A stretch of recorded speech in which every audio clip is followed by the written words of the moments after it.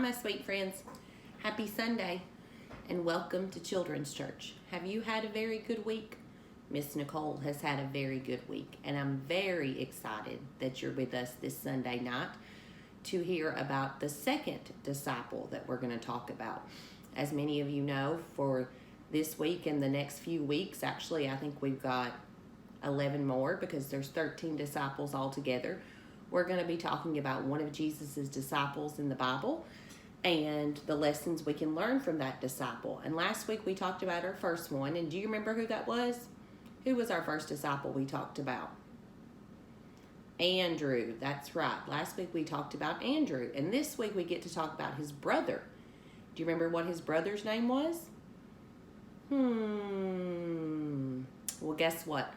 We have a special helper that's going to help us hear what God's Word says about our disciple this week, and also some things to know about him. So my friend Maddox Parker is going to read us God's Word and what it says about Peter, and also tell us some things to know about him. So Maddox, let's hear from you, my friend.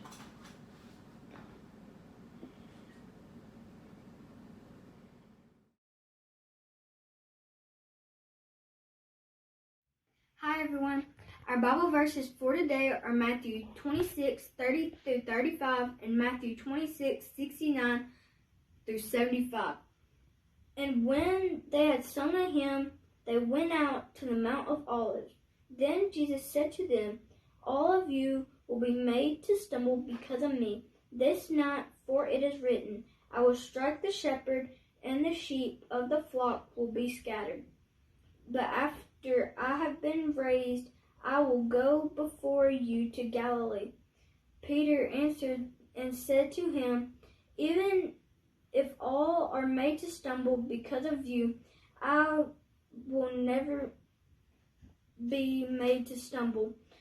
Jesus said to him, "Assuredly, I say to you that this night before the rooster crows, you will deny me 3 times." Peter said to him, "Even if I have to die with you, I will never deny you." And so said all the disciples. Now Peter sat outside in the courtyard, and a servant girl came to him, saying, You also were with Jesus of Galilee." But he denied it before them all, saying, "I do not know what you are saying." And when he had gone out to the gateway, another girl saw him and said to those who were there, "This fellow also was Jesus of Nazareth." But again he denied with an oath, "I do not know the man." And a little later, those who stood by came up and said to Peter, "Surely you also are one of them, for your speech betrays you." Then he began to curse and swear, saying, "I do not know the man." Immediately a rooster crowed, and Peter remembered the word of Jesus, who had said to him, "Before the rooster crows, you will deny me 3 times." So he went out and wept bitterly. Bye everyone. Hope to see you soon.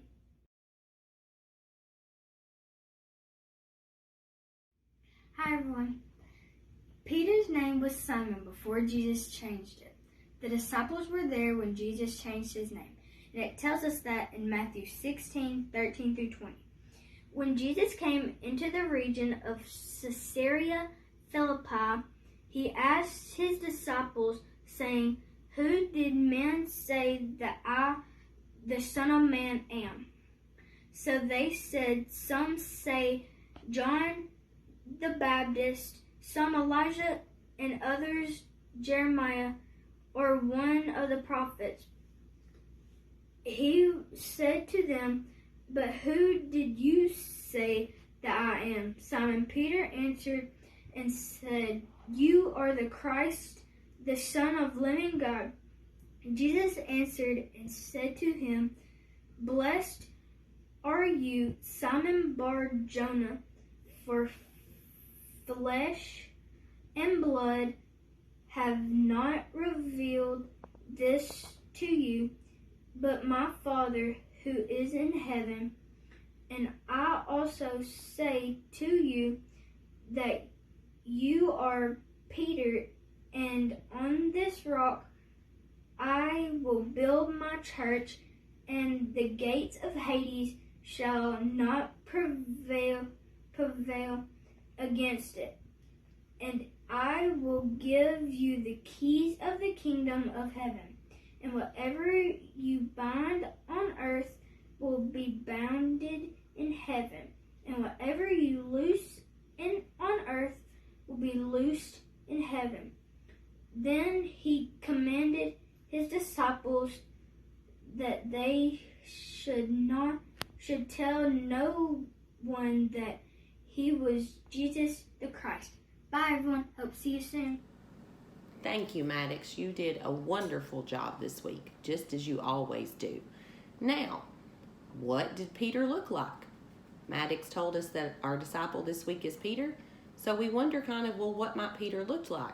Well, my friends Catherine and Benjamin, they drew us some pictures to see what they think our disciple Peter might look like. So Catherine and Benjamin, let's see what you drew for us.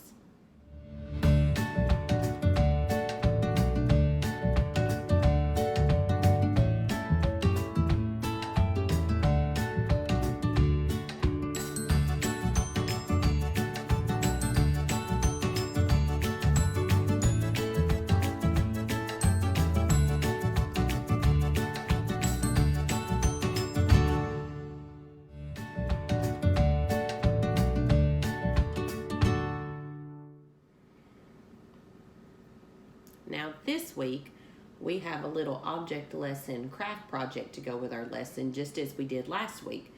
And this week, we're going to be talking about how even though some things have differences, they're all exactly right and made just the way they should be made for God. So I want you to collect 3 different things.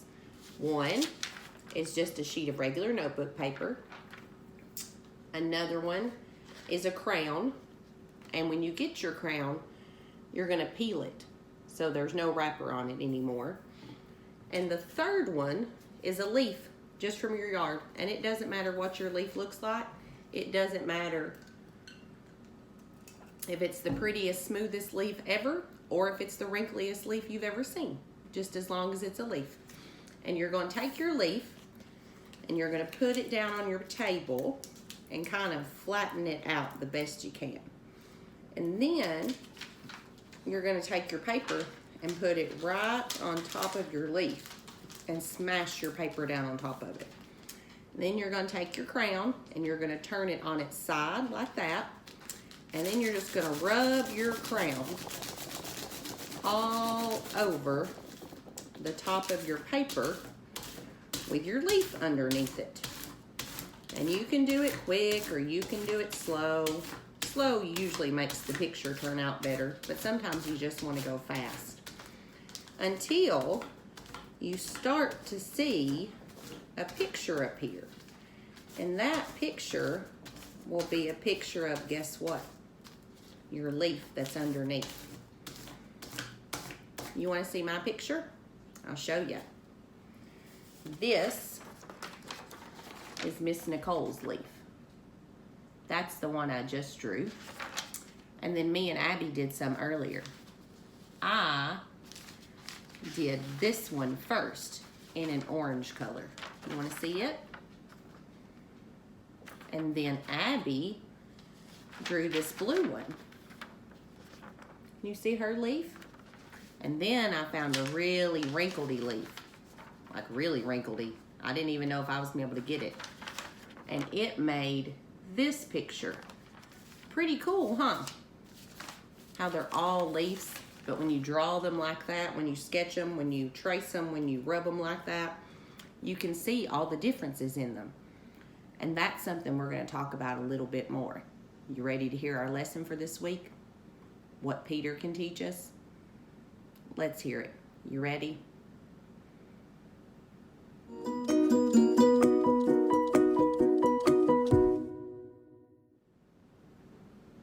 So what's our lesson to learn this week from our friend Peter, from that disciple? Well, what season is it fixing to be? There's a reason Miss Nicole picked the leaf project for this week. It's fixing to be fall. And what happens in fall? The leaves change colors and they fall off the trees. And when they fall off the trees, we can take time to notice their differences, how they were different. But even though they're different, just like our brothers, the first two disciples we talked about, Andrew and Peter, are different, they're still made exactly the way God intended them to be. They're exactly who God intended them to be. And you know, like the leaves fall, Peter kind of had a fall too.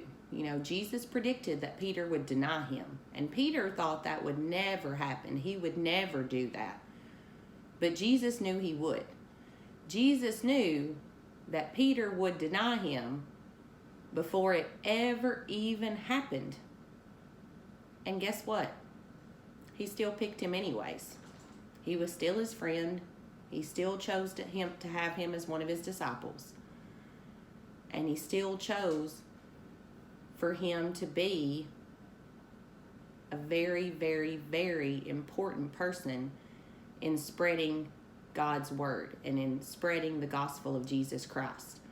I mean, think about it. That's kind of odd that Jesus would choose someone he knew way before it happened was going to deny him.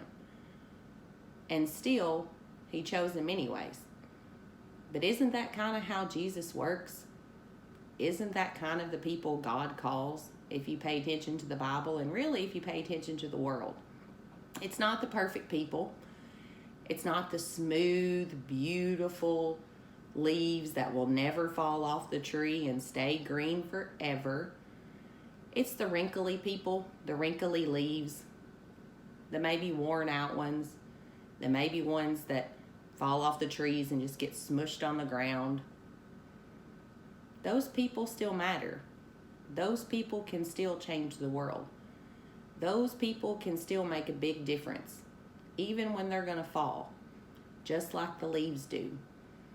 And you know what? You're going to fall in life, not just fall down physically, but fall in, you know, maybe you feel like you failed or you didn't do what was expected of you or you weren't good enough. Or maybe you were a wrinkly leaf on the ground and you didn't matter much. But that's not true. Just the way every leaf on the tree is created exactly the way God intended it to be, whether it makes the most beautiful leaf rub ever or it's all wrinkly and it looks like a big old mess when you try to make a picture out of it, it's still made exactly how God intended it to be made. And you are exactly how God intended you to be made, whether you feel perfect or not so perfect sometimes. Whether you fall down or whether you stay up, you matter, and you were made just the way God intended you to be made, and you still make a difference, and you're still amazing no matter what. So remember that this week, my friends. If you have a moment where you feel like you're falling down or you're failing God, you're not. He already knew that you were going to do these things and have these failures, and he still chose you to be one of his children anyways. And that's a pretty amazing thing in Miss Nicole's opinion. Don't you think? So I hope everyone has the very best week. I'm praying you guys have an awesome week back at school this week. I'm super excited that you guys get to go back 5 days a week for those of you who are. And those of you who are learning in a different way at home, I pray that you have the best week too. And I will see you guys back here next Sunday night. I love you so very much.